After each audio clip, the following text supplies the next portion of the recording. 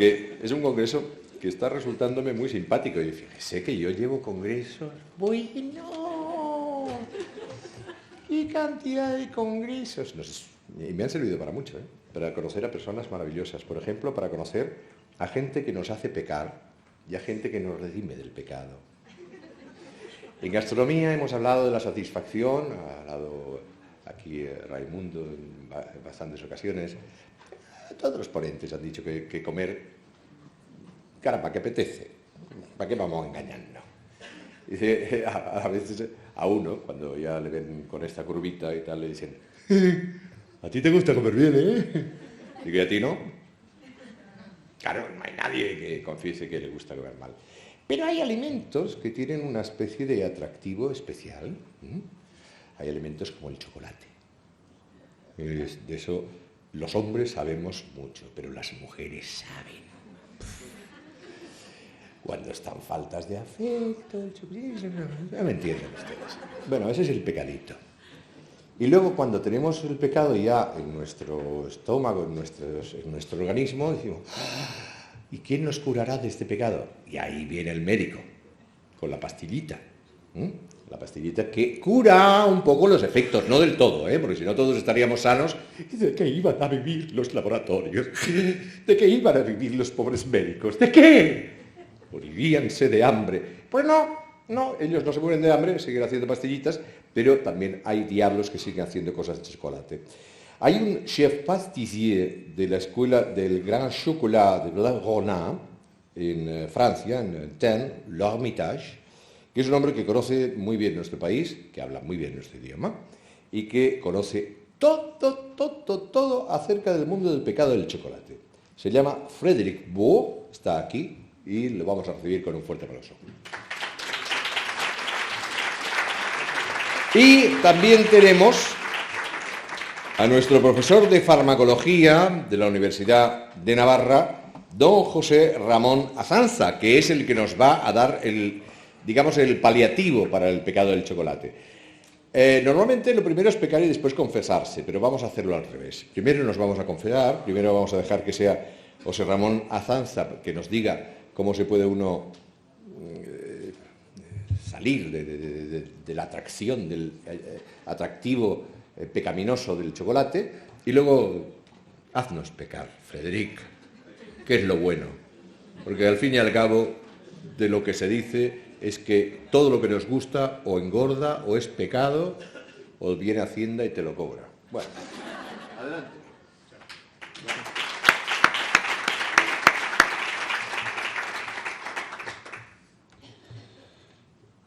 Dios mío.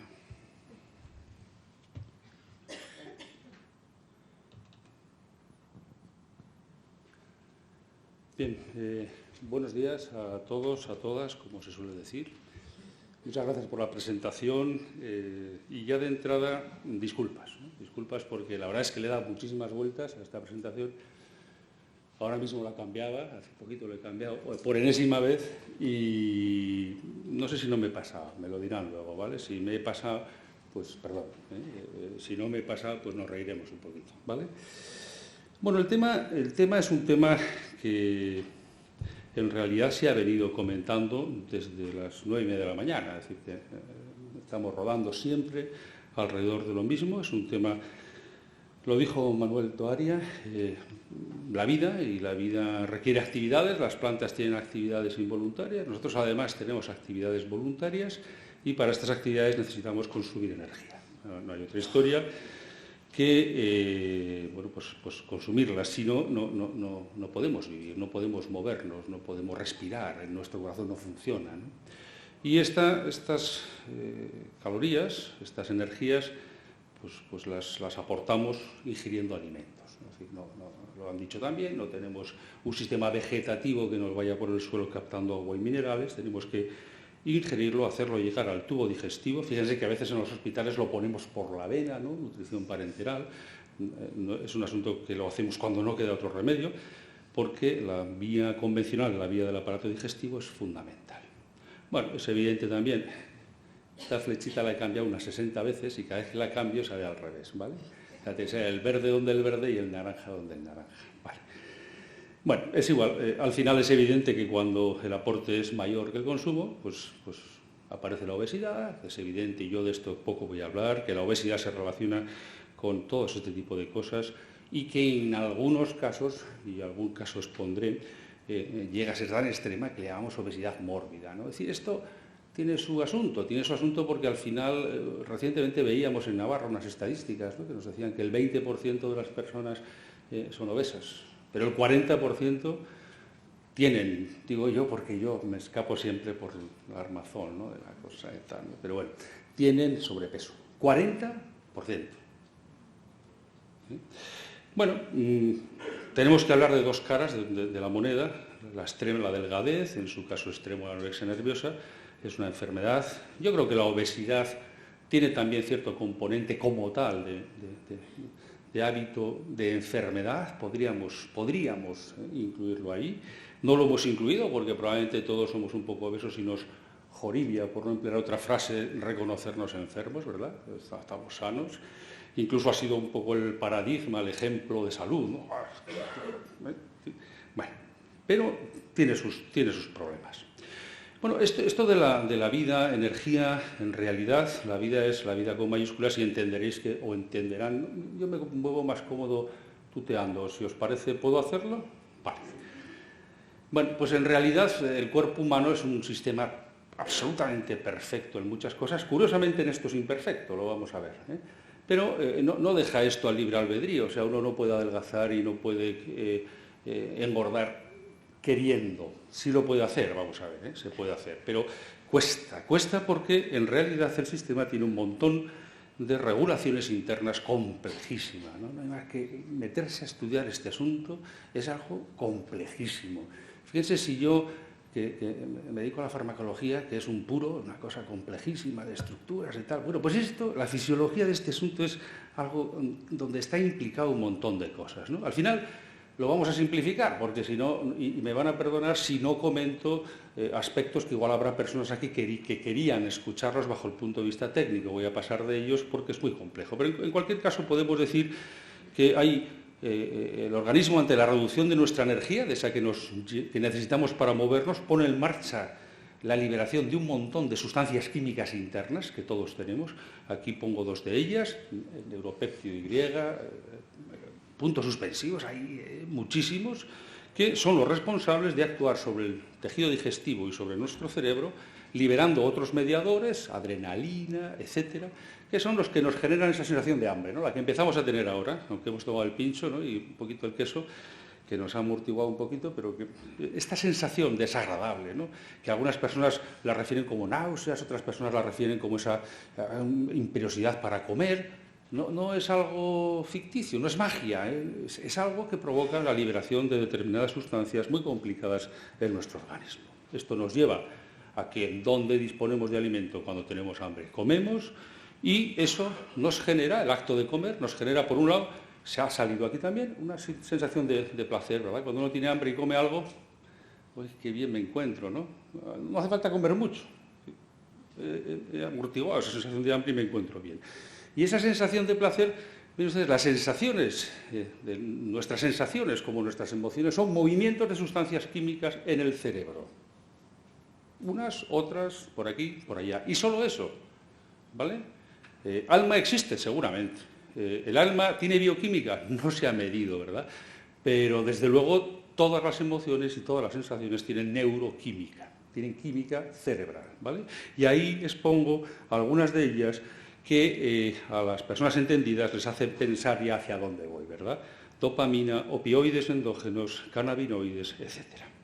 Bien, la verdad es que esto está muy influenciado también por los estímulos visuales, gustativos, olfatorios, culturales, ¿no? Es decir, si yo tengo hambre y lo que voy a comer me gusta, porque ya lo he probado y sé que está bueno o que va a estar bueno, sin duda alguna la sensación es más placentera, ¿vale? Esto sin duda alguna.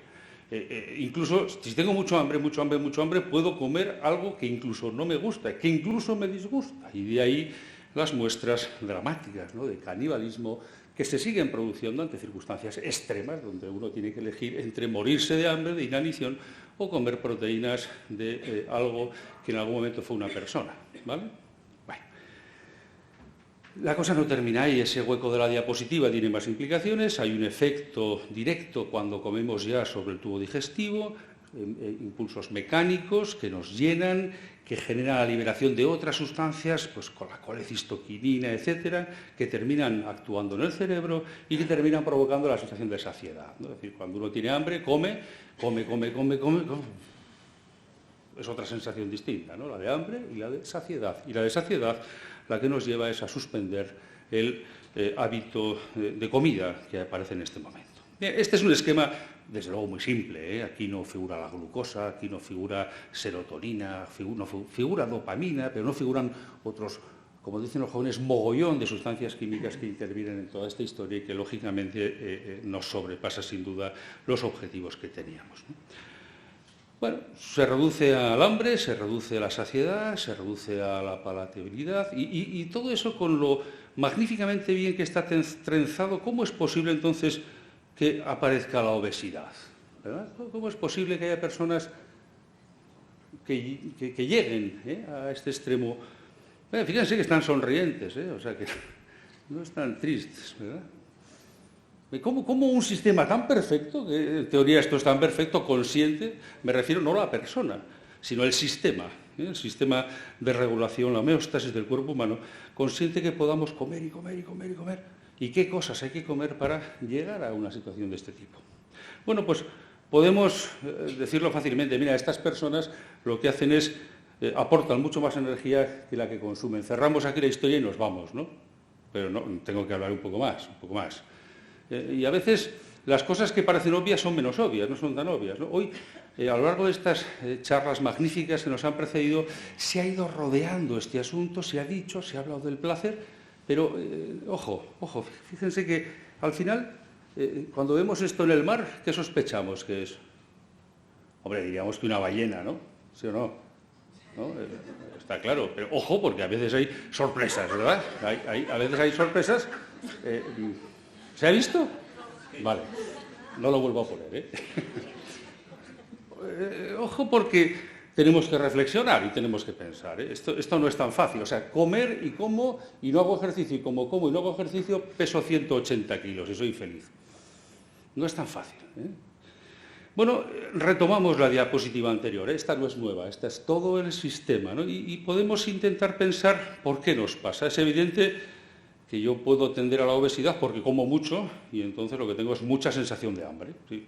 Estoy continuamente con sensación de hambre, con matiz. No se puede estar continuamente con sensación de hambre, pero sí puedo estar continuamente con sensación de ganas de comer algo que me gusta mucho. ¿Vale? Por ejemplo, el chocolate. Dedo acusador. ¿Vale? Y además puedo tener el problema de que lo que yo como no me produce sensación de saciedad. Por ejemplo, porque el tamaño sea pequeño y la sensación de saciedad de nuestro tubo digestivo es fundamental el tamaño. Oiga, ¿por qué comemos 2 kilos de lechuga cuando uno está en un régimen? ¿O por qué se dice beber 2 vasos de agua antes de comer? ¿O por qué? Porque lo que hacemos es llenar el estómago y modificar un reflejo que existe y automáticamente uno tiene más sensación de estar saciado. Luego es pan para hoy, hambre para mañana, porque al final eso se vacía rápido y a las 4, 2 horas después o 1 hora después uno tiene que ir a la despensa, ¿verdad? Igual lo que se puede es volver a hacer lo mismo. Pero bueno, bien. Vamos a ver entonces si le ponemos un poquito más de orden. Esto de la sensación de hambre es de cualquier alimento, es decir, si tenemos mucha gana y pongo un plato de esto, que yo creo que son acelgas, aunque luego me fijé que tienen tocinillo por ahí, esto ya no me valdría, ¿no? Pero bueno, ¿cuántas veces decimos, acelgas, qué buenas? ¿Es verdad esto? ¿Sí? Si las acelgas las hacemos crudas, las cocemos sin sal y sin aceite y sin ajo, ¿son buenas? ¿Las han probado alguna vez? Patético. Son muy malas. En cambio, ¿quién aguanta abriendo una bolsa de patatas fritas ahora mismo y come 2 y deja la bolsa? Las comemos todas, ¿o no? Bueno, las chuches, ¿no? Alguien reconocía ayer en una reunión que tuvimos que yo no tengo ningún tipo de adicción, ¿no? Y salió al final, me compro unas chuches para ir al cine y me las como todas, ¿no? Alfonso? Hamburguesas, los niños, postres, bueno, chocolate. Chocolate. No sé por qué dijiste, Jordi, el tema de las mujeres, porque yo también soy un adicto al chocolate. Nadie es perfecto. Vale, lo decía por lo de las mujeres. Bien, ¿cuál es la diferencia? El gran sabor. Lo que dicen los técnicos, elevada palatabilidad, es decir, paladar. Tomo algo, ayer lo decíamos también, esto es plano. Oye, esto qué bueno está, ¿no? Qué contraste, qué gusto, qué paladar. Bueno, y esto del paladar, pues fijaros que tiene una trampa. Os pongo ejemplos, unas magdalenas bien hechas, ¿vale? Y unas judías verdes. Vuelvo a decir que no las penséis con el ajito, con judías verdes cocidas, ¿vale? Un poquito de sal, si acaso, poquito. Y un plato de jamón y lechuga. Pero vuelvo a decir lechuga, no lechuga con aceite, lechuga. Y patatas fritas, lo he visto, y unas espinacas, vuelvo a decir, cocidas. ¿Verdad? Chocolate, acelgas. Fijaros, contenido de calorías por 100 gramos. En este caso son, la columna que va a salir aquí es el contenido en calorías y esto es contenido en gramos de hidratos de carbono o de lípidos. Fijaros. Es aplastante la diferencia. Absolutamente aplastante. Puedo sacar más ejemplos, ¿verdad? 10 galletas María, y no me meto con las galletas María, pues tienen solamente 470 calorías, ¿no? Una bolsa pequeña de 100 gramos de patatas fritas solamente tiene 530 calorías, ¿no? Se puede comer uno un kilo, 8 kilos, ¿no? No sé, al peso de espinacas y tiene las mismas. Ahora, se volvería rumiante seguramente, ¿no? Se cuesta comerlo. Luego hablaremos de esto, Y, en realidad, pues ya veis, ¿no? El claro contraste que existe entre el contenido energético, que el contenido energético no es otra cosa que la suma del contenido de hidratos de carbono y lípidos, punto. O sea, no es que yo tengo un montón de energía, pero no tengo hidratos de carbono y lípidos. Esto no existe, ¿vale? No existe. Aceite. El aceite de oliva es bueno, claro. ¿Tiene omega 3? Sí.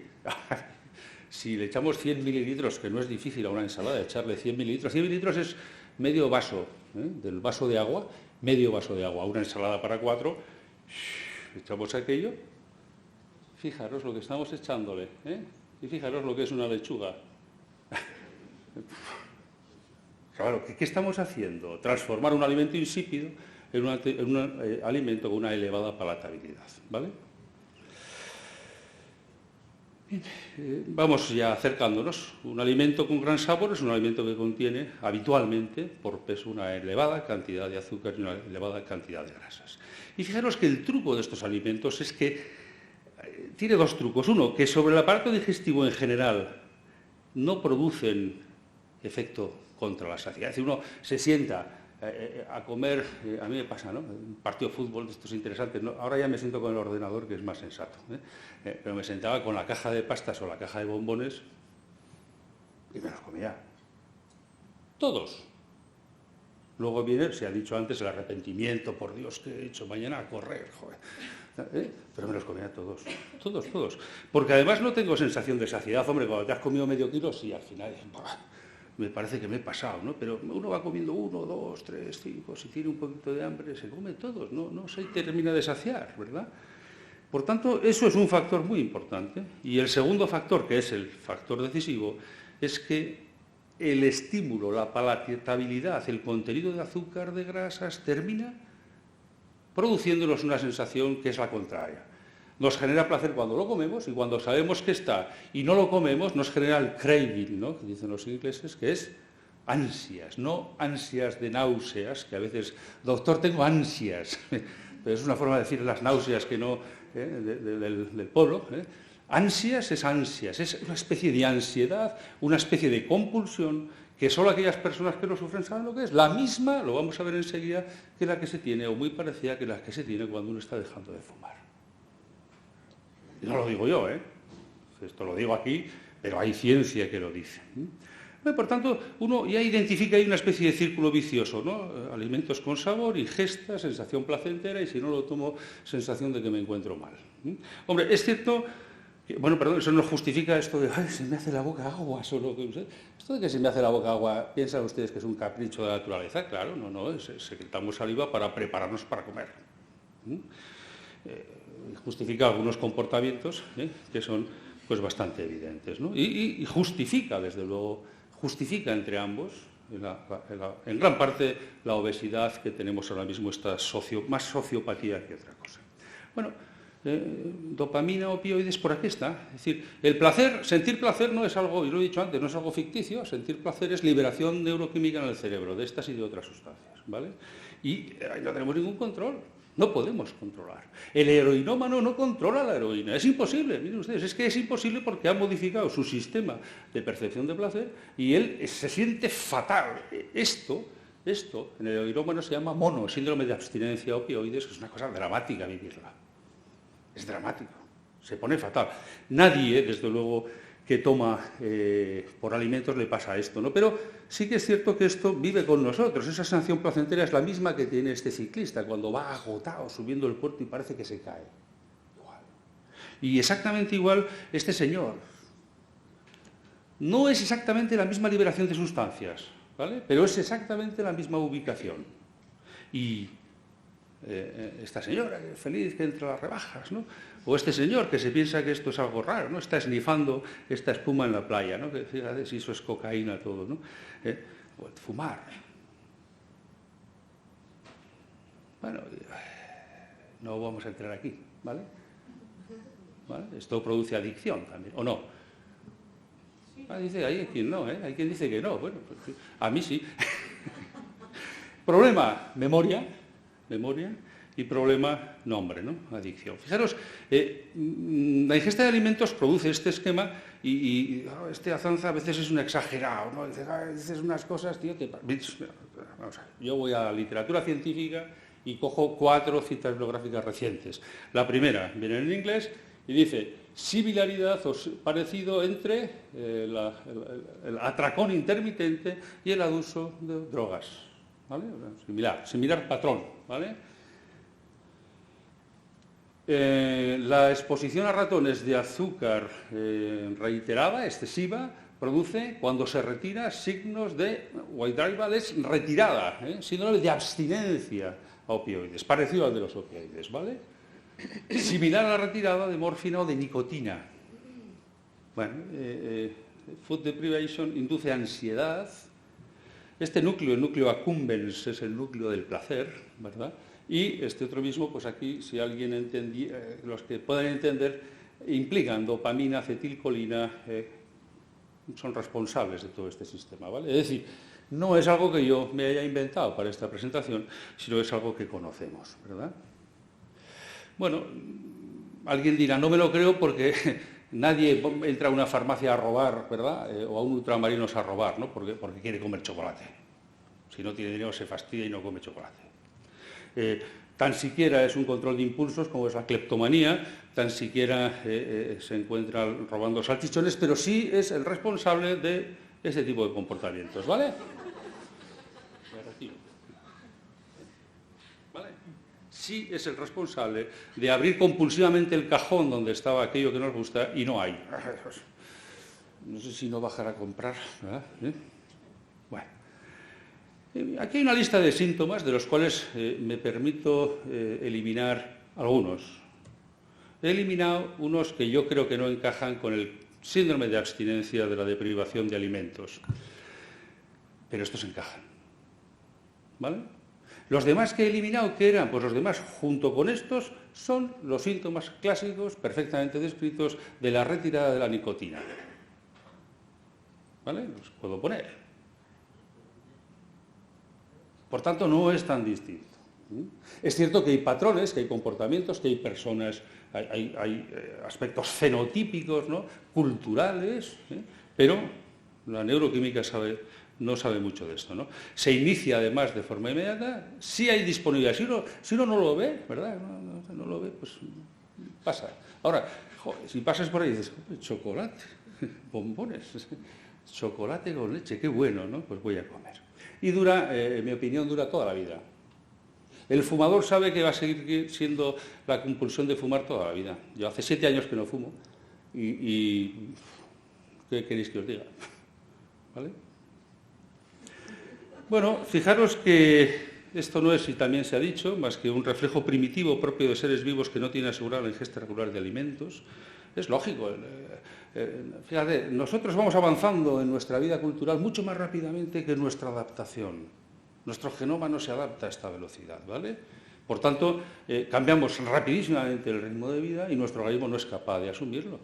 Y yo estoy convencido que en el tiempo, después de esta epidemia de obesidad, dentro de unos cuantos miles de años, si esta humanidad sigue existiendo, tendremos un sistema que impedirá la obesidad por esta vía.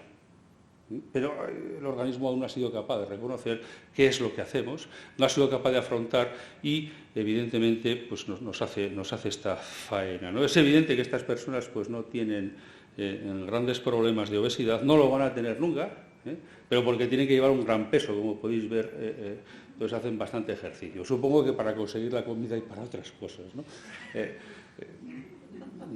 Pero no tienen que comer, ¿vale? O sea, esto no es un problema este es un problema que no tienen de comer. Y de hecho, no es extraño encontrar esto, ¿no?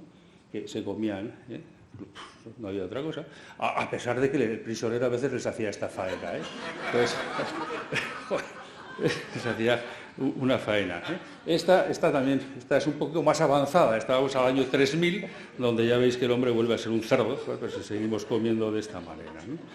Bien, ¿cómo podemos afrontar esto? Pues podemos afrontarlo, pues ¿cómo lo estamos afrontando ahora mismo, ¿no? La medicina, los dietistas, toda esta plaga. Haz ejercicio.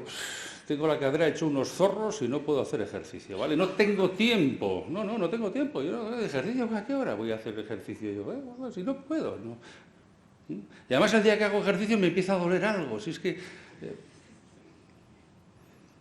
puedo darte un medicamento que aumente la saciedad. Sibutramina tiene unos efectos tremebundos frente a otros neurotransmisores. No todo el mundo lo tolera, no a todo el mundo le va bien, difícil de usar y tampoco es un fármaco enormemente eficaz, a veces ayuda. Puedo reducir la absorción de grasas, pero no como se anuncia en la tele. Puedo reducir la absorción de grasas con un medicamento que reduce la absorción de grasas. Inconveniente, pues que no hay que comer grasas, porque si no hay que ponerse dodotis. Si reduzco la absorción de grasas y tomo aceite, pues el aceite va como viene, ¿entendido? Inconveniente, reduce absorción de vitaminas, manejo delicado. Cualquier medicamento tiene un manejo delicado, estos lo tienen, ¿no? Debo restringir los alimentos, pero restringimos al heroinómano, le decimos, tú no tomes más heroína. Y, como tenga dinero, al adicto al chocolate puede decir, oye, tú estás gordo, no sé por qué digo gordo y no digo gorda. Estás gordo, de ser que me acuerdo de alguien. ¿No comas más chocolate? Ah, sí, no, yo como chocolate. Han comprado chocolate. Y en una sesión se come el chocolate que ha estado ahorrando en un mes, ¿vale? Hemos ideado un medicamento, hemos trabajado, yo también algo trabajé con él, bueno, que empieza a tocar aquí esta sensación del centro del placer, de la dopamina, ¿no? El medicamento. Ahora, qué casualidad, ¿no? En cuanto nos hemos acercado al sitio del placer y lo hemos toquiteado un poco con medicamentos, ay, Dios mío, que parece que el enfermo se nos deprime. Empezamos a tener dudas, ¿Dónde estamos y a dónde vamos? Y cuidado, parece que esto no es tan sencillo. ¿Cómo va a ser sencillo? No es sencillo, Luego ese medicamento, que es un buen medicamento, no es un medicamento agresivo, ahora mismo tenemos ciertas cautelas. Lo mismo, manejo muy fino, muy delicado. Por lo pronto las personas con tendencia depresiva no lo pueden tomar. Y yo creo que lo que hay que hacer es otra cosa. Lo que hay que hacer es evitar la disponibilidad. Es decir, oiga, usted no puede comer chocolate, pasteles, pastas, estas dietas que damos, está muy bien. Hay que decir, no las puede tener en casa. Está prohibido tenerlo en casa. Es que vienen los nietos y tengo que darle chocolate porque me piden, tenga un armario con llave y ahí guardado el chocolate. Y la llave, la hija. Es así. Eres un exagerado. Para nada. Fracasaremos siempre. Más importante es poder disponer de productos que sean sustitutos Pero no de cualquier cosa, porque esto uno lo ve buenísimo, va uno ahí a unos grandes almacenes y encuentra alimentos de estos dietéticos. ¡Buah! Ahora, cojan cualquiera, lleven a casa, abran y coman. ¡Qué cosa más insípida, por Dios! ¿Eh? Ahí es donde hay que hacer el esfuerzo y ahí tenemos que contar con personajes tan importantes como Frederic, ¿no? Ahí estás, ¿te has visto? Ah, te ves aquí. Yo pensaba que no se estaba enterando y se entera de todo. ¿Eh? Y pedirles, que es muy importante, ¿no? Que el mismo esfuerzo que hacen para crear esas maravillas, ¿verdad? De sabor, crear maravillas de sabor, ¿vale? Más sostenibles bajo el punto de vista de salud, que se puede intentar. Y vais a ver, yo no lo sabía, vais a ver qué ejemplos más bonitos nos va a contar en esta línea. Bueno, yo me estoy enrollando seguro. Termino en dos cositas porque de la anorexia desafortunadamente podemos decir pocas cosas porque sabemos muy poco de ella, ¿no? Bueno, fijaros que al final entra todo lo mismo, esto es simplemente que veáis un recordatorio. A veces tenemos personas que dudamos, es muy importante el diagnóstico precoz y remitir a la persona al psiquiatra, que es quien tiene que atender a este tipo de pacientes. Aquí tenéis, se niegan a mantener peso, tienen un miedo intenso a ganar peso, ven su silueta más gruesa de lo que realmente está, hay una ausencia de menstruación. Esto lo han dicho antes, es muchísimo más frecuente en mujeres que en hombres, muchísimo más frecuentes. En hombres es normal que tengan ausencia de menstruación, lo digo pues... es un chiste, es una gracia, pero... Hay dos tipos, el restrictivo, ¿verdad? Y el tipo purgativo. Se mezcla con la bulimia, que es a veces un síntoma, que a veces no. Hay aquí todo un lío que nadie termina de aclararse, pero esto es la enfermedad. Fijaros que para explicar esta enfermedad tenemos que volver al mismo, es el mismo de antes, el mismo rollo, lo mismo, reducción de energía, liberación, saciedad, no sé qué tal. ¿Qué le pasa a esta persona? A esta persona lo que le pasa es que en ese estímulo visual, olfatorio, en esa integración hipotalámica de este asunto, termina viéndose así. ¿Vale? Se ve así. Todo el mundo le dice, si estás monísima o monísimo, si, estupendo, o sea, te puede sobrar 2 kilos, no sé si le sobrará 2 o 3 kilos a esta persona, ¿verdad? Pero se está viendo así, a pesar de eso se está viendo así, la persona es esta, se está viendo así, ¿no? Entonces, hace todo el esfuerzo del mundo para cambiar este esquema. Fijaros, si este era el esquema, lo que hacen es, la sensación placentera que tiene el paciente anoréxico no es comer, no es ganar peso, eso es un disgusto horroroso. Su placer es perder peso, el anverso de la moneda. Y para ello se pesa todos los días, a todas horas. Y pone en marcha una serie de mecanismos psicopáticos, de alteración neuroquímica. Se encuentra muy mal cuando no pierde peso. Hay que haber tratado con alguna persona anoréxica para intentar entenderlo, ¿no? Igual que el no fumador no entiende nunca al fumador, ni lo va a entender porque no ha experimentado lo que experimenta el fumador. La persona que no está integrada en este sistema y no conoce este tipo de enfermos, le cuesta entenderlo, ¿no? Pero en realidad tienen placer cuando pierden peso. Y esto es lo que les cierra el círculo.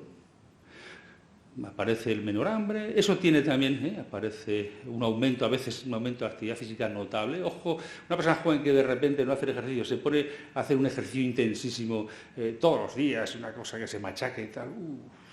Cuidado, solo esto es un signo de alarma importante. Bueno, fijaros que esta reducción del peso tiene un impacto notable frente a unas hormonas del organismo, leptina y algunas otras cosas que vamos conociendo, ¿verdad? Parece que esa leptina actúa directamente también en el cerebro, aparece una reducción, una alteración notabilísima, ¿no? del sistema hormonal de la persona y con esto la temida anorexia nerviosa.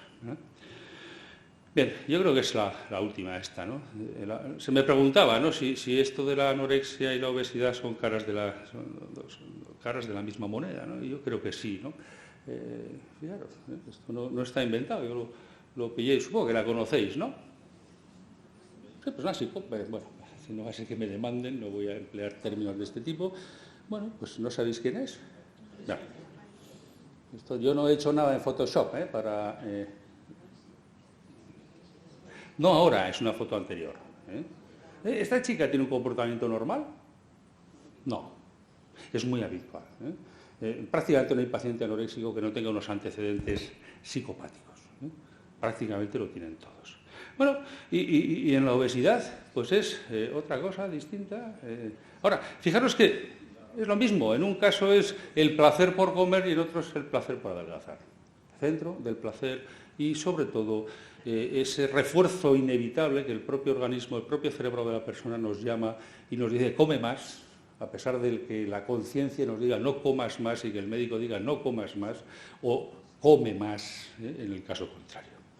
Bien, es un problema difícil, actúa en una zona tremendamente sensible y, por tanto el tratamiento de la obesidad como el tratamiento de la anorexia no es fácil.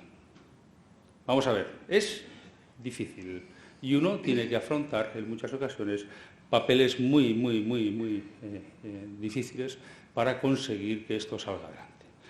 Pero hay que hacerlo. Fijaros que estas personas tienen cara de placer. ¿Lo habéis visto? ¿Os habéis fijado, verdad? O sea, yo supongo que no será para la foto, pero no se encuentra el mal, ¿eh? A pesar de que reconoceréis conmigo que son enfermedades donde al final uno tiene gravísimas consecuencias. Bien, y yo creo que sí que termino con esta diapositiva agradeciéndoos la atención. No os habéis dormido. Bueno, uno, he visto uno y otro que me ha mirado todo el rato así, pero no. Perdón, ¿eh?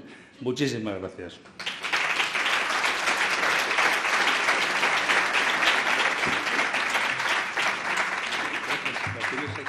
Sí, sí.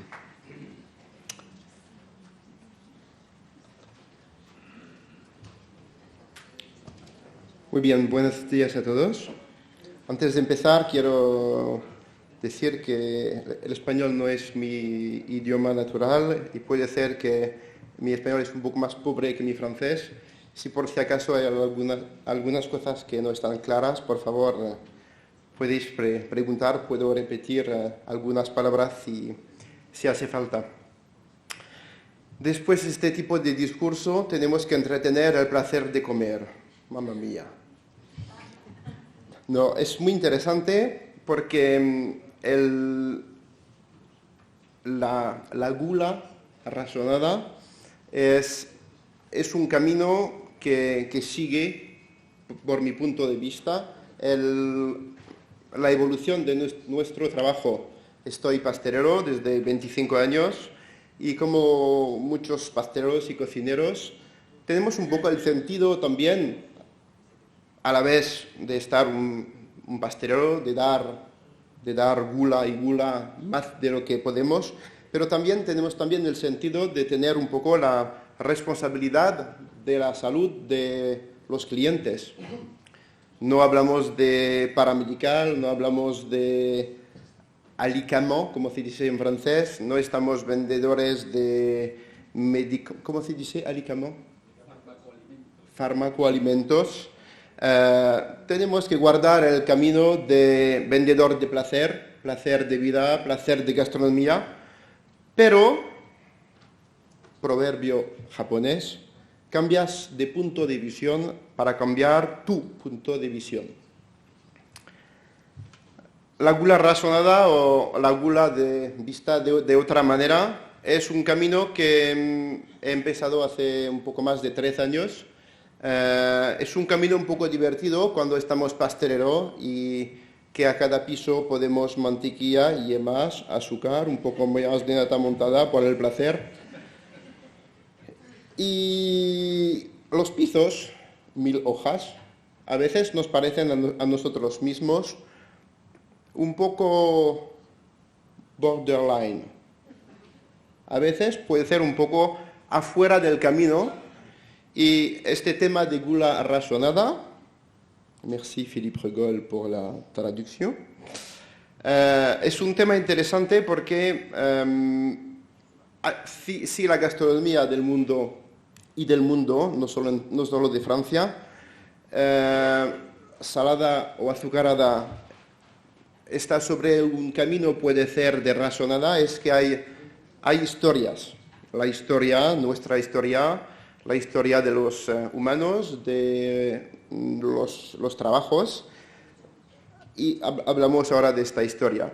Todo mi discurso es nunca un discurso para matar mi trabajo de pastelero o llenar los restaurantes de clientes, es muy importante de bien entender el punto de visión. Hablaremos nunca, y soy seguro por mi parte que este camino de gula razonada voy a seguirlo muchos años, por cuestión de, me parece, de ética, de responsabilidad, de développement durable, como dice Philippe. Desarrollo sostenible de la salud y del bien ser de los golosos. ¿Se dice como así? Los golosos, ¿sí? Eso es porque hablaremos nunca de light, dietética, aligerada, régimen. Eso es para los médicos, puede ser, hospitales, para las personas gordas. No es mi camino. El camino es más un placer igual para una gula más sana. Es nunca un pastelero o un restaurante sin estrellas, 1, 2, 3 estrellas. Nunca podemos vivir sobre el camino de vendedor de placer y decir a la gente, explicar a la gente que trabajamos sobre menos grasa, menos sí, menos A, etc. Es solo una cuestión de responsabilidad en la cabeza. Este camino, para ser muy transparente, es un camino que algunos cocineros franceses, como Pierre Gagnaire, como Michel Bras, que están un poco, no la antigua guarda, pero los pioneros por mi punto de visión, de la gula razonada. Nunca hemos estado al restaurante de Pierre Gagnaire para ir a comer una cena dietética o a Michel Bras u otro, nunca. Pero soy muy amigo con Pierre y desde 20 años, por suerte de mi jefe, Pierre Hermé, que ha traído sus esclavos en Fauchon en París, estoy uno de los esclavos, y vamos al campo para visitar a Pierre Gagnaire, tengo 20 años a este momento, y hacemos muchos dineros para podernos pagar una cena a Pierre Gagnaire. Y a este momento he descubierto que cocineros como Pierre Gagnaire, más de 20 años, han ya descubierto que podemos dar un placer igual para una gula sana. Más no puede ser, para una gula sana. Quiero decir que han descubierto que si comparamos con la cocina antigua o la pastelería antigua, y hay razones, hablaremos, de gastronomía tan rica, es por cuestión técnica, más técnica, y cuestión de tradición. Hace falta mantequilla, salsas a la mantequilla, hay que reducir la nata 3 veces para dar un toque de seda a las salsas en el plato y tal. Y hay muchas pijaditas como así. Se dice puñitas también, ¿no? ¿Sí? Sí. Las puñitas de la madre que me parió, ¿sí? Hay muchas cosas en el trabajo de pastelero o cocinero donde no nos acercamos de la gula razonada, estamos más lejos. Reducimos las natas, reducimos la mantequilla, cocimos la mantequilla para las magdalenas y tal. Y al final, ¿por qué? Más por cuestión de tradición y nunca por el placer de engordarte un poco más.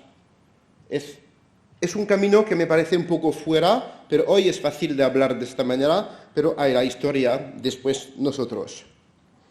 De una manera mundial, la gastronomía está muy rica.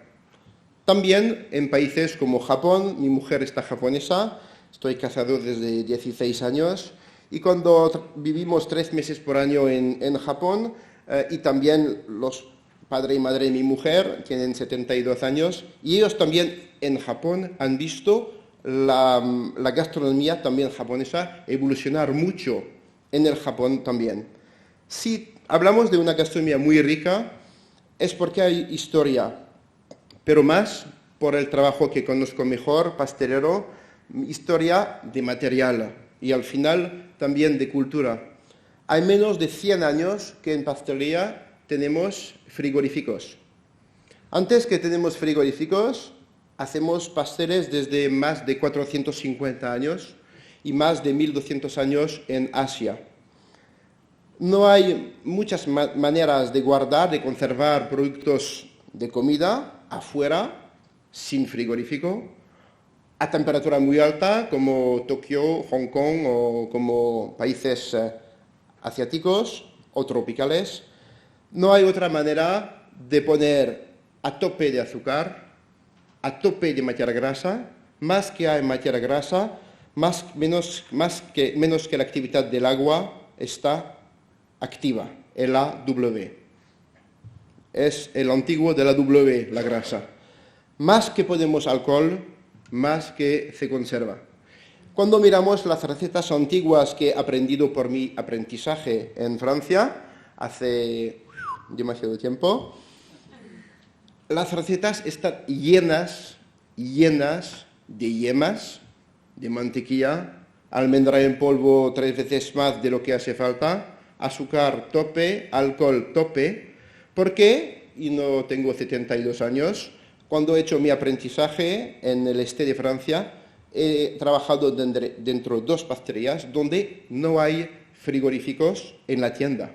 Quiero decir que hemos tenido el orgullo de vender pasteles frescos de 5 días, afuera en la vitrina. Pero hoy, si miráis bien en España también, hay muchas tiendas en España, un poco menos en Francia, con vitrinas sin frío. Los tocinillos es un truco, ¿sí? Un círculo de tocinillos, ¿sí?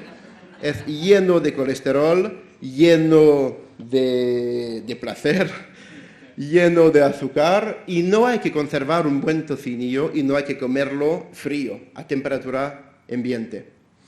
Eso es porque es importante de entenderlo que nuestros padres, cocineros y pasteleros, se han llenado tanto los pasteles y las recetas de mantequilla, de yemas, de materia grasa. En Francia también la cultura de la manteca de cerdo es muy fuerte en el este de Francia, en mi país. Lleno de alcohol, de azúcar, no es por placer. Ha estado una respuesta técnica a un problema, no hay frigoríficos. Pero entre lo que hemos hecho hace 50 años y de lo que podemos hacer hoy, con frigoríficos, con congeladores, el tiempo ha pasado. Y este tema de gula razonada tenemos algunos pasteleros en Francia que empezamos de hablar ¿cómo se dice?, de poner semillas. Por el futuro hacemos algunas demostraciones, yo hago también en Japón.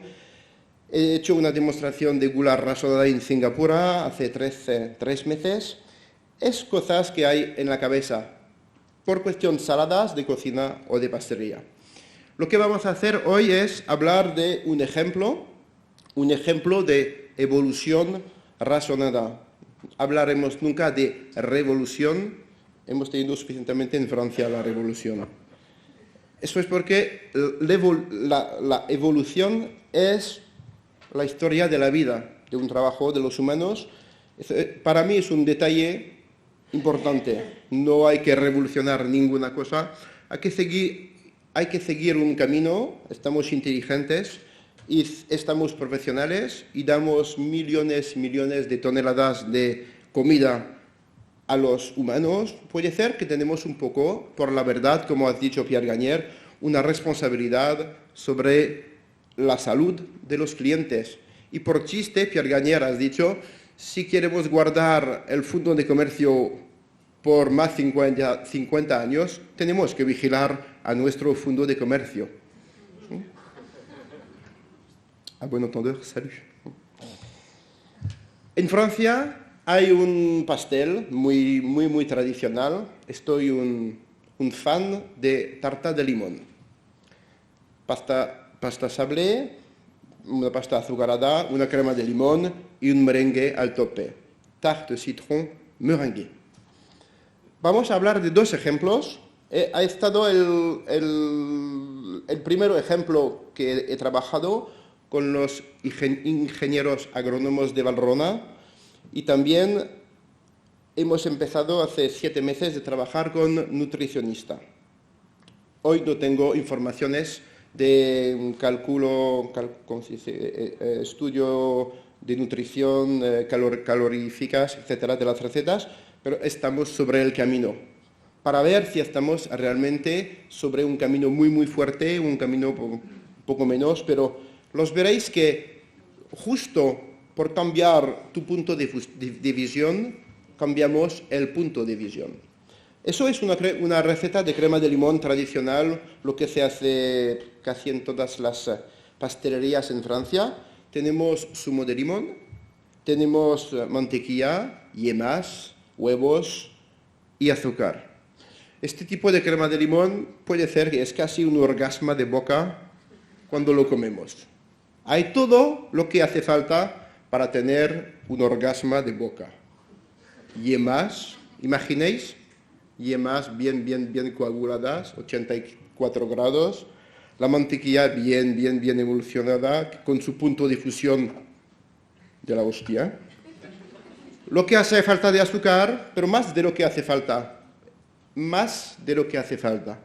el placer doble, y el zumo de limón. Este crema de limón está de miedo.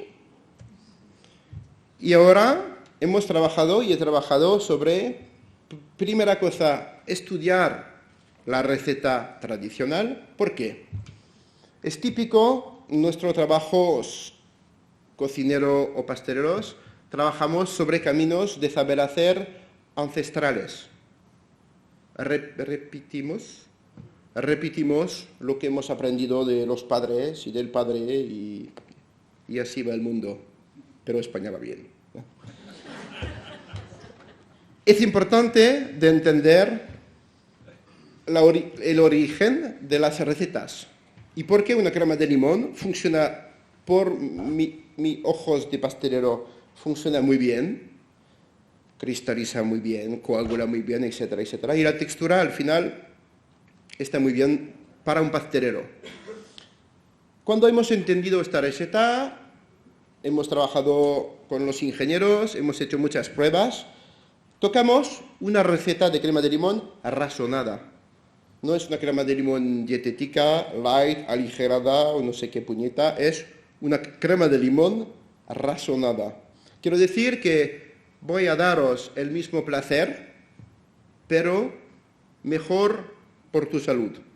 Quiero decir que hay lo que hace falta, pero no hay más. Podemos poner más, pero no hace falta. Al final, ¿cuál es la diferencia? Tradicional tenemos zumo de limón, yemas, huevos. Zumo de limón, huevos. Hemos visto que por cuestión de gusto, aquí estamos realmente sobre el camino del gusto, gastronomía, no hablamos de nutrición. Por cuestión de gusto hemos descubierto, y yo mismo el primero, que es la verdad que no hace falta tantas y tantas yemas para darnos el placer que esperamos. Eso es porque las yemas de la crema tradicional, sayonara. Hemos visto que casi el zumo de limón, 295, casi tenemos el mismo peso. Hablamos de 1 kilo de crema. Eso es porque hay pequeños cambios de peso para guardar 1 kilo. Hemos visto, nos hemos preguntado el porqué de tener tanto mantequilla en una crema de limón. Es divertido, he llamado más de 25 compañeros, amigos pasteleros, y he preguntado, ¿hacéis crema de limón? Sí, hombre. Y dame tu receta. Y casi las recetas están las mismas, porque técnicamente, si al final tenemos una textura como así, hace falta todo lo que hace falta para darte una textura como así. ¿Sí? Es como un mortero, arena y cemento, y al final el mortero de España, de Shanghái, de Madrid, de París, es la receta del mortero internacional. Es la técnica pastelera. Es divertido, para explicarlo rápido, todos los pasteleros dicen es por el gusto, pero más por la textura. por la textura, pero ¿por qué por la textura? Hombre, falta endurecer la crema de limón, porque cuando yo cuezo zumo de limón, huevos y yemas, yo hago como una crema inglesa espesa, coagulada, pero no tengo una cosa cuajada. Hace falta un endurecidor, ¿puede ser? Hace falta un endurecidor, un truco que endurece. Pero parece un poco divertido de querer endurecer con una materia grasa media blanda. Eso es porque cuando reflexionamos un poco y pensamos de dos lados, pastelero y técnica, y un poco de gula razonada, decimos, hombre, si utilizamos materia grasa para, al final, más una razón técnica que una razón de gusto, puede ser, ¿por qué endurecemos con un truco blando y no endurecemos con un truco duro? Y un ingeniero agrónomo dice, hombre, trabajamos en l'École du Grand Chocolat Valrhona y no tenéis manteca de cacao en tu obrador. Digo, hombre, sí. ¿Y la manteca está aquí?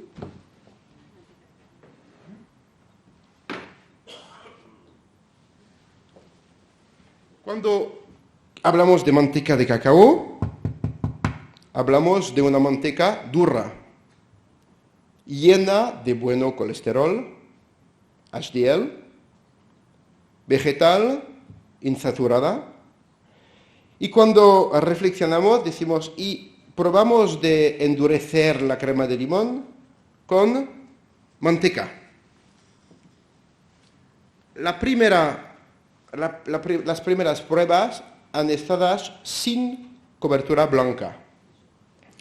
Técnicamente es de miedo. Es textura increíble, mucho más agradable que una crema de limón normal, porque el punto de fusión de la manteca está casi 10 grados más alto que el punto de fusión de la mantequilla. Queremos decir que cuando comemos la crema de limón hecha con manteca, que funde como un jabón en el baño. Muy rápido. ¿Has visto un jabón en el baño? ¿No? ¿Sí? La misma velocidad. Por cuestión de punto de fusión. El placer que tenemos dentro una ganache, una trufa. El placer del punto de fusión de un bombón de chocolate viene del punto de fusión de la manteca de cacao que hay originalmente en las habas. La técnica funciona muy bien, pero la crema de limón incomestible, no se puede comer. Infect. Hemos descubierto que si queremos hablar de gula razonada, tenemos que guardar el camino de la gula. No podemos hacer una tartaleta súper bien hecha, pero imposible comerlo porque es tan malo. Eso es porque este camino de gula razonada es muy importante de entenderlo, si por si acaso hay profesionales entre vosotros, es un camino muy importante. Nunca la técnica es la prioridad de esta historia. La técnica es un ustensilio solo, técnica y ingrediente. Aquí hemos sustituido una parte grande de la mantequilla por mantequilla de la cobertura blanca, y manteca pura añadida. Al final, un poco complicado, perdón. A la izquierda tenéis la receta razonable y a la derecha la receta clásica. Hablamos de 1 kilo de crema de limón. Por el mismo peso tenemos, por la receta razonable, un poco más de zumo de limón, pero es un poco. Hemos sustituido muchas yemas por albumina. La lecitina cuaja, pero es divertido. La albumina cuaja mucho más. Eso es lo que hace falta para hacer una crema de limón para un pastelero. No es llenar de yema, es dame un truco que cuaja, por favor. Porque más que cuaja, menos que tengo que añadir materia grasa. Así. Sí, eso es una idea de un ingeniero. La primera crema de limón que hemos hecho está hecha con zumo de limón, azúcar, lo que hace falta, claras y manteca de cacao. Técnicamente de miedo, pero no se puede comer, porque no hay el mínimo de lo que hace falta por la gula. Eso es porque hemos tenido que jugar entre el demasiado y el mínimo por la gula. Hemos sacado 45% de las yemas cuando comparamos con la receta clásica.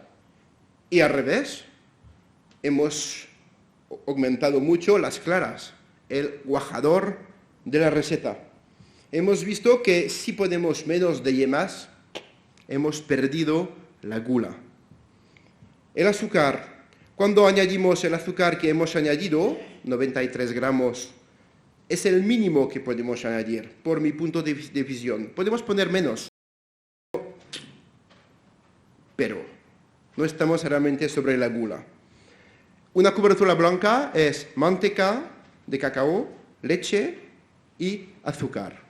Cuando añadimos el azúcar que tenemos en la cobertura blanca y el azúcar que hemos añadido, estamos a un peso de azúcar. Eso ha estado una sorpresa, porque cuando he hecho por probar un poco más de azúcar, un poco más de...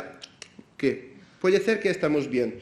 Y al final lo veis que estamos sobre un peso ya a la receta clásica, y ya podemos decir razonado. ¿Razonado? Sí. Y después hemos añadido la manteca de cacao. Es muy interesante, solo por vuestra cultura personal, cuando ponemos 100 gramos de mantequilla para endurecer una receta, X o Y, cuando lo sustituimos por 55 gramos de manteca, volvemos a exactamente la misma textura. 100% vegetal, sin colesterol, pero claro, con la misma energía, porque no es dietético manteca como aceite de oliva. Mejor por el cuerpo, pero es la misma cantidad de madera en la chimenea, ¿sí? Pero el tubo es un poco menos negro. ¿Sí? ¿Cómo se dice la chimenea? ¿Sí? Al final hacemos... Pablo, ¿puedes bajar las pruebas, por favor? Gracias.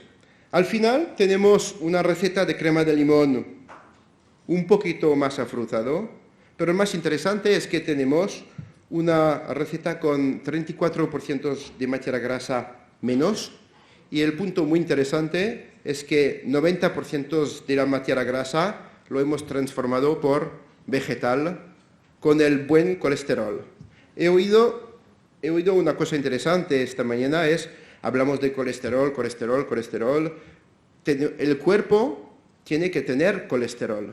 El problema es que, como hemos dicho esta mañana, hace mucho tiempo que hemos parado de cazar por la tarde para comer la carne de la cena, etcétera, etcétera, y movemos muy poco. Vivimos en un exceso increíble de todo, comemos demasiado, movemos muy poco, vivimos en el exceso. Eso es porque cuando conocemos y sabemos que vivimos hoy los humanos modernos en un mundo del exceso a propósito de la nutrición, si podemos bajar un poco el colesterol malo, entre comillas, me parece interesante. Vamos a probar ahora pequeños vasitos de crema de limón, y hoy, solo por el placer, lo he cambiado el limón por pulpa de frutas de la pasión, frescos, con una rama de vainilla, no hay grasa, y os veréis lo que puede ser una crema de limón o de pasión razonada. Esto es una tarta de limón que he hecho.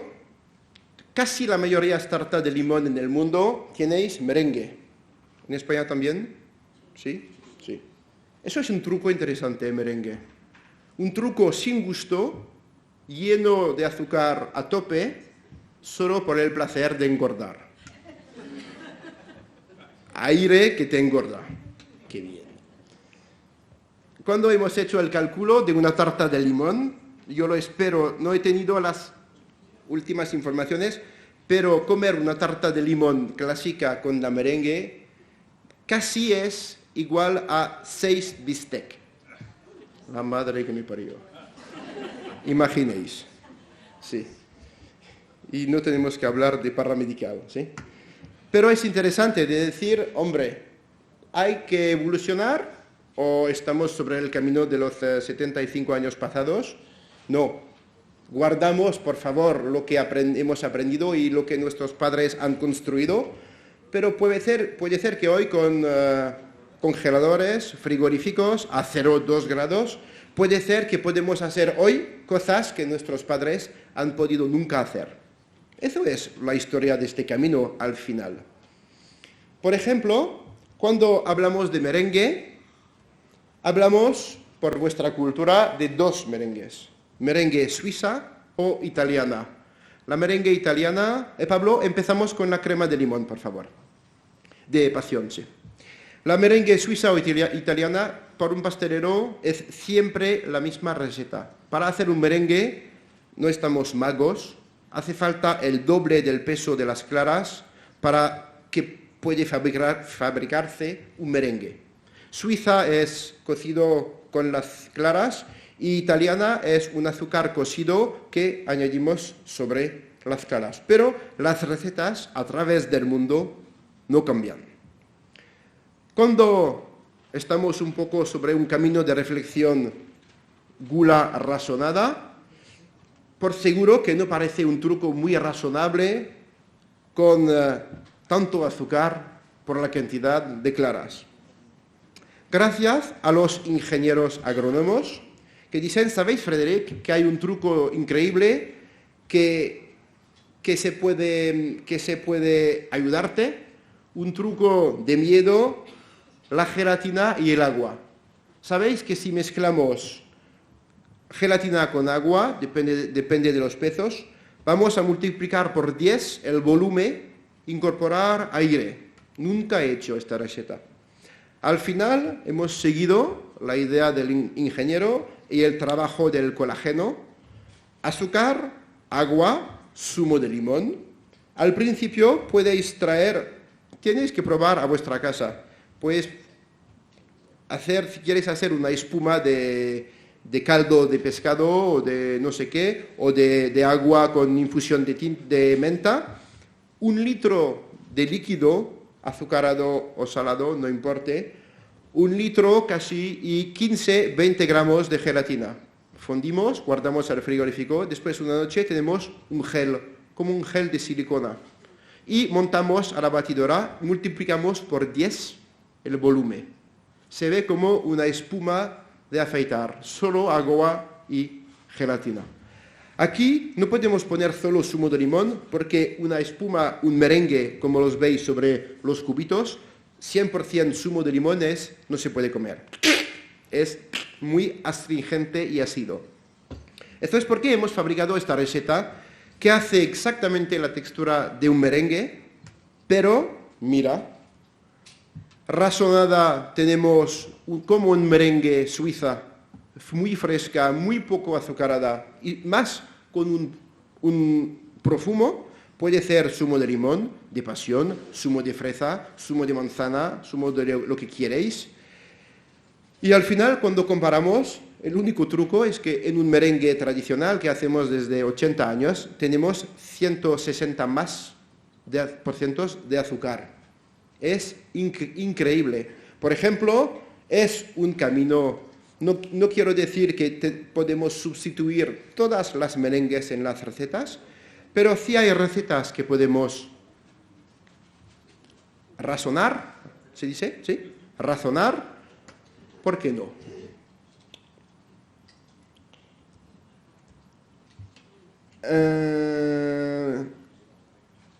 Sí, crema de pasión. La gula razonada. Quiero decir que en esta crema, tradicionalmente, tenemos que poner mucho más yemas Y el más interesante es que más que añadimos yemas, más que nos alejamos del gusto de la fruta inicial. Hay lo que hace falta de azúcar. Puede ser que lo gustéis menos azúcar, pero por mi punto de visión, de la gula razonada, no menos de azúcar. Y no estoy en el camino de la dietética de sustituir el azúcar por otros azúcares, sucros o no sé qué, maltitol o aspartam. Es otra historia. Estamos sobre el camino del trabajo de un pastelero del siglo que viene. Mousses de chocolate. Hablamos de dos, también como la crema de limón, dos ejemplos muy antiguos en la historia de la pastelería francesa. En España también se hace mucho mousse de chocolate con base de crema inglesa.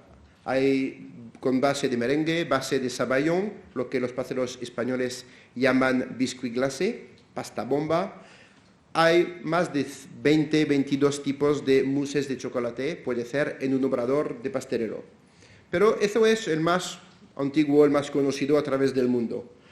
Una mousse de chocolate básicamente es un capital de chocolate, el que va a dar el gusto y endurecer la mousse.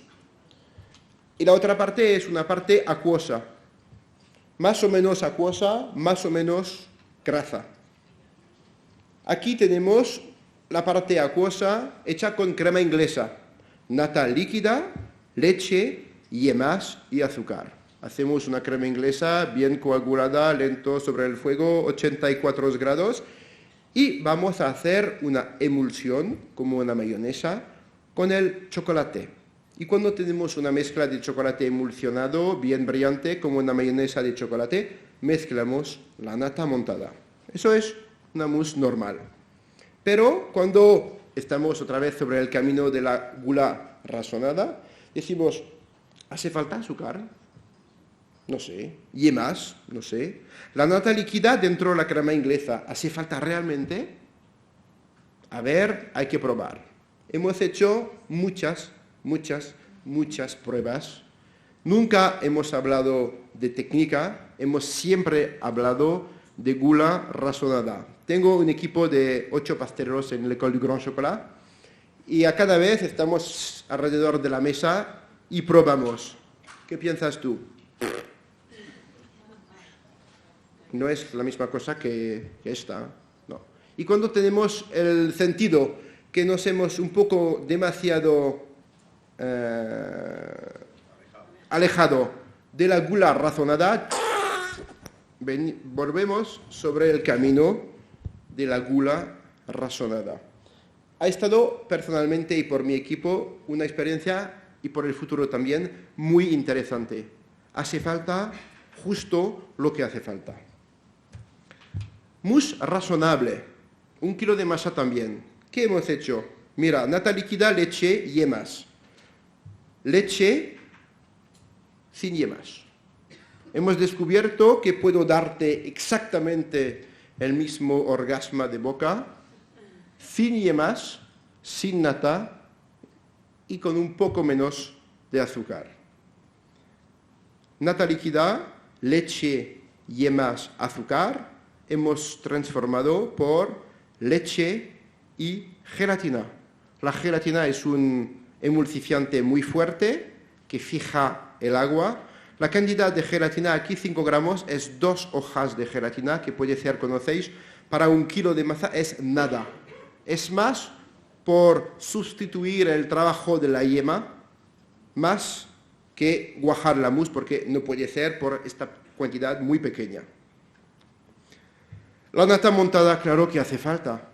Si trabajaremos sobre el camino de la pastelería dietética, hay un truco muy fácil. Sustituimos casi o la mayoría parte de la nata montada en todas las recetas y técnicamente funciona muy bien, pero hemos perdido la textura y el placer de una mousse de chocolate hecha con nata montada. Se puede hacer, pero estamos más sobre una pastelería aligerada, puede ser dietética. dos caminos, puede ser paralelos, ¿se dice? Al final, crema inglesa a la izquierda o razonada. En la razonada tenemos un poco más de materia grasa de leche porque tenemos casi el doble de leche, es normal. La nata montada, tenemos un poco más de materia grasa de leche por la nata montada. Pero lo veis que por debajo, nata líquida, hemos perdido porque hemos suprimido la nata líquida para hacer la emulsión. Hemos sustituido por leche. Eso es porque tenemos más leche que la receta clásica. El azúcar, hemos sacado el azúcar porque si hay azúcar en una crema inglesa, no es por el placer de poner azúcar, es porque hace falta de poner un mínimo de azúcar para hacer una crema inglesa, si no, la caseína de la leche se quema al fondo de la cacerola. Es un truco técnico, solo. Si no hacemos una crema inglesa, bye bye el azúcar. Al final tenemos una mousse de chocolate, donde tenemos por 1 kilo 30 gramos de materia grasa de leche menos, 30 gramos de azúcar menos y 45 gramos de yemas, más el cálculo de la materia grasa y bla, bla, bla, bla, bla. No lo he hecho por el momento, pero hacemos una mousse de chocolate que os doy el mismo placer con estos puntos menos. Razonable. ¿Podemos dar la mousse de chocolate, por favor? Gracias. Este tema de pastelería razonada, como he dicho, los cocineros lo han empezado mucho, me parece, mucho tiempo antes. Han descubierto que el placer puede ser el mismo con mucho menos energía en las recetas. Este camino de trabajo lo trabajamos desde 2 años y pico y el año próximo me gustaría proponer a los pasteleros del mundo que vienen en la École du Grand Chocolat en Barcelona, yo quiero proponer seminarios sobre la gula razonada. Nunca hablar de dietética y no sé qué, pero me parece que es un tema que nosotros, los profesores, entre comillas, los ejemplos, pienso que es nuestro trabajo.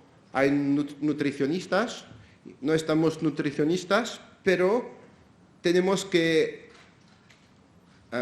acompañar a los artesanos del mundo a proponer una gastronomía un poco más reflexionada, sin olvidar los fundamentales del trabajo, porque es un truco mundial.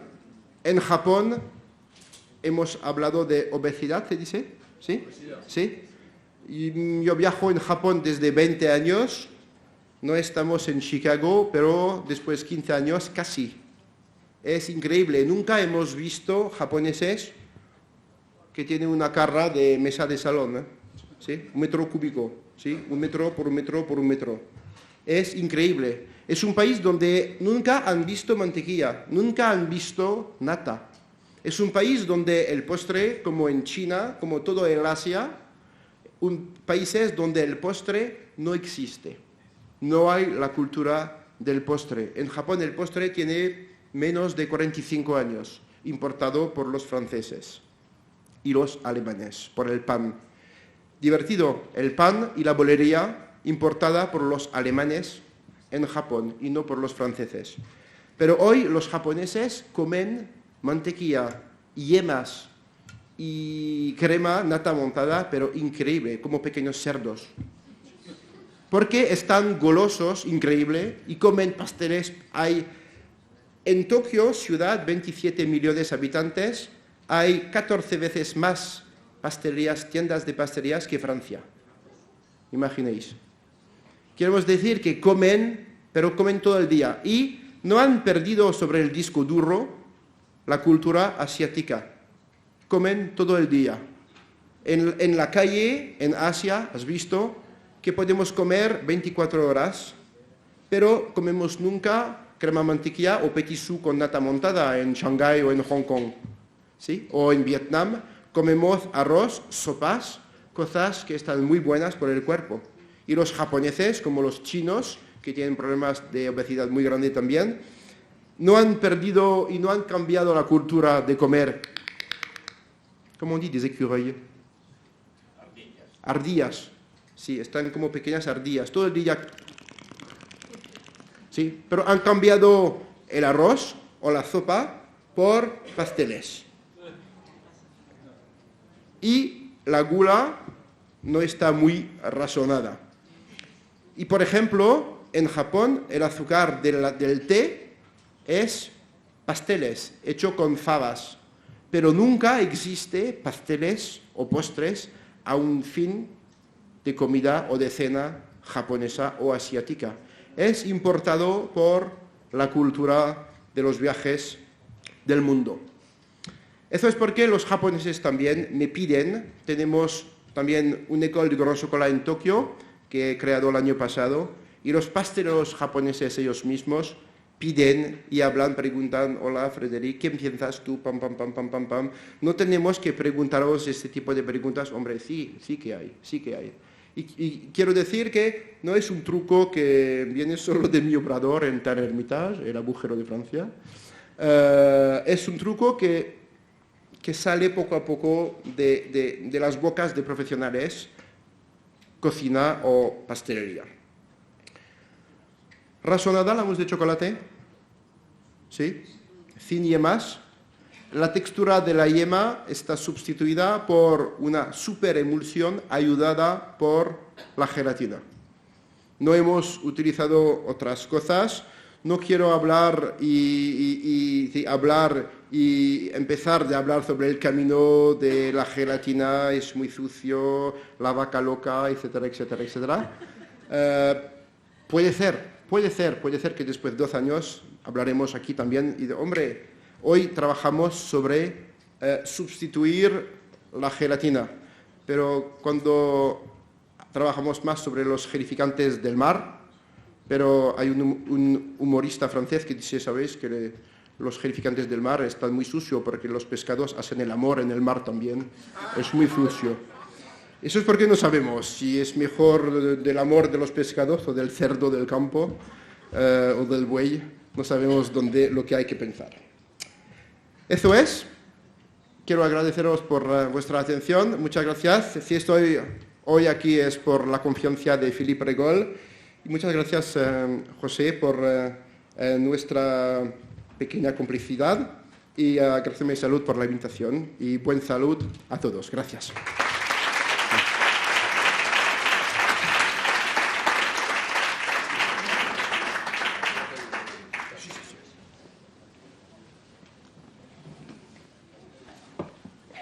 Por favor, Raimundo. Bien, espero que hayan disfrutado ustedes de la comida. Este primer plato magnífico de crema de la pasión y este segundo de chocolate. Este es un congreso de gastronomía y salud y este ha sido nuestra comida gastronómica y saludable. Ya no pueden comer más, porque tienen las calorías perfectas y ya está. Es ya suficiente. Esto es suficiente para trabajar hasta la noche al servicio del Señor. El Señor o la señora que sea. Bien, tenemos todavía 5 minutitos antes de ir en serio ya a comer. Tenemos 5 minutitos si quieren ustedes establecer alguna pregunta a nuestros... Repito que no quiero poner ese nombre de ponentes. A nuestros amigos que han disertado sobre gula razonada y también sobre los peligros de la alimentación, ¿no? De la anorexia, la bulimia. Yo también soy anoréxico. Me miro siempre en el espejo y me encuentro gordo. Bueno, como no hay muchas preguntas, veo que no hay muchas. Pero yo quería brevísimamente contar una historia que creo que puede ayudar a todo el mundo a funcionar con esto de la gula y tal. Yo conozco a una persona que con un sobrepeso moderado y tal decide emprender una dinámica de eso, de perderlo y tal. Él estaba un poco enganchado en algunos alimentos, sobre todo calóricos, glucídicos y tal. Y esa persona decide en un momento determinado con 30 años dejar eso, pasar a hacer ejercicio de manera intensa, pasa a estar colgado de correr maratón, o sea, pasa a colgarse corriendo maratones en vez de colgarse comiendo un poquito y tal de alimentos dulces. Y entonces en el curso de ese proceso, lógicamente, esa persona tiene que elaborar una reflexión de por qué hay que dejar de comer, porque prácticamente la maratón se convierte en un reto en el que no puedes comer mucho, porque te cargas de peso y entonces sí que el tema va mal, se pierden muchos segundos. Y entonces esa persona elabora una teoría sobre los placeres, que es una teoría que puede ayudarle a todos ustedes. Los placeres, según esa persona, se dividen en cuatro tipos distintos: primarios, secundarios, terciarios y cuaternarios. El primario es el instintivo, el que tienen prácticamente todos los seres vivos, incluyendo los niños mientras son muy pequeñitos, que es que comen cuando tienen hambre para saciar ese apetito, beben cuando tienen sed, descansan cuando están cansados. Luego inmediatamente viene la segunda, tercera infancia, ya en la casi antes de la adolescencia, que se descubren la modificación que la civilización ejerce sobre los placeres, y esos son placeres secundarios. Si ya no se le llama a comer, se empieza a llamar gastronomía. Ya me gusta esto, no me gusta lo otro. Al sexo empieza a llamársele erotismo, y en ese esquema de placeres secundarios. Cuando se pasa a la adolescencia, se descubren los placeres terciarios.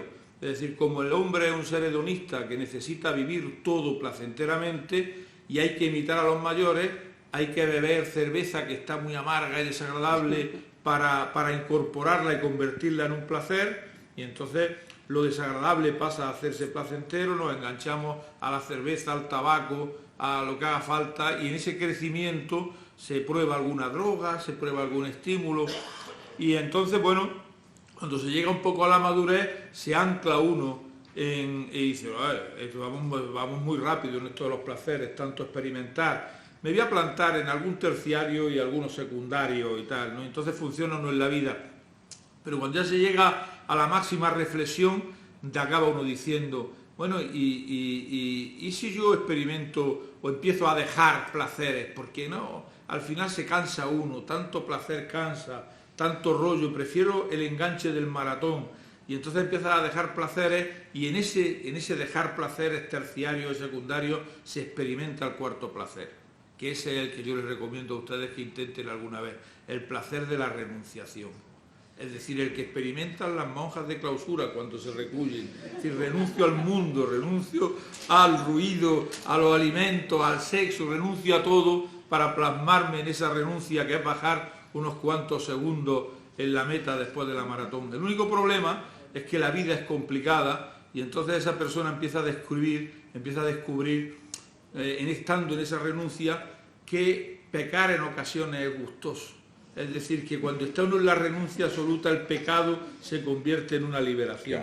Y entonces se libera uno en ese pecado, y acaba uno pecando una vez cada 6 meses, luego una cada vez cada 3, cada uno, todas las semanas, todos los días, varias veces. Y entonces empieza uno a descubrir que es la verdad, que es que el placer está en el exceso. Es decir, que es mejor comerse 12 ostras de una sentada que una ostra diaria durante 12 días, y esa es la vida. Y entonces, a partir de esa reflexión, ustedes pueden coger el comienzo o el final de la historia que les gustará. No sé si han llegado a deducir, pero ya se lo aclaro yo para que no anden en la duda, que la persona que conozco soy yo mismo. Muchas gracias. Efectivamente, muchas maratones corridas, de verdad, Raimundo. Lo que pasa es que esos placeres a los que usted alude, de los cuales uno puede ayunar y abstraerse, bueno, algunos, como la gastronomía, se pueden realizar 3 veces al día fastuosamente, como obras de arte, o incluso con esculturas, o con libros, o con pinturas, ¿no? Una vez al mes, una vez al año, una vez. El sexo es más difícil, pero es otro placer. Teníamos una pregunta por ahí. Sí. A 3 veces al día. Yo quería preguntar a este genial pastelero, esto del mousse, esta emulsión de gelatina fría, ha dicho, no lo he entendido muy bien. O sea, hacer la gelatina fría y luego emulsionarla, como quien bate claras, o sea, claras a punto de nieve, por ejemplo. ¿Habléis de merengue o de la mousse de chocolate? De la mousse de chocolate. ¿De la mousse de chocolate? La mousse de chocolate, no. La gelatina está fundida con la leche caliente. Sí, sí. Lo fundimos la gelatina y después hacemos la emulsión del Pero- líquido con la materia grasa, el chocolate líquido y el líquido poco a poco. Pero ha hablado de espuma. ¿Perdona? Ha hablado de espuma. No, la espuma es por el merengue. Ah, bien. Confundéis Vale. merengue, sí. Vale, pues no, la espuma. Sí. Y esta espuma sirve para dulce, salado, cualquier cosa. Sí, exacto. Es solo 1 litro de líquido por Sí. 15-20 gramos de gelatina. Sí. A vuestro gusto. Sí. Gelificamos una noche al frigorífico. Sí. Después una noche montamos muy lento, 40-45 minutos. Mucho tiempo, pero 10 veces el volumen. Perfecto. Es una hostia. Ya, debe ser genial para muchos preparados, seguro. Gracias. ¿Alguna pregunta más? ¿Sí? José Carlos. Breve, que es la hora de comer. Muy breve, me estaba entusiasmando la exposición de José Ramón, de mis dos amigos, José Ramón Azanza y de Frédéric Baud, y era pues como emocionante ver a Frédéric Baud cómo él estaba trabajando cada receta para conseguir quitarle calorías a cada una. Como él mismo ha dicho, todo esto empezó en la cocina mucho antes. Yo he comido en Pierre Gagnaire, obviamente, y en Michel Bras. Nunca he tenido una mala digestión. Creo que en estos momentos nadie le perdona una mala digestión a un buen cocinero que se precie. El primero que empezó fue Michel Guérard con su libro La cuisine minceur, ¿no? Y luego la segunda revolución llegó de la mano de Ferran Adrià. Hoy la alta cocina es muy ligera y no puede ser pesada por su mismo. A veces demasiado por mi punto de visión. Sí. Bueno, sí. Verá. No tenemos que ir demasiado lejos en la razón, ¿sí? Porque dietética.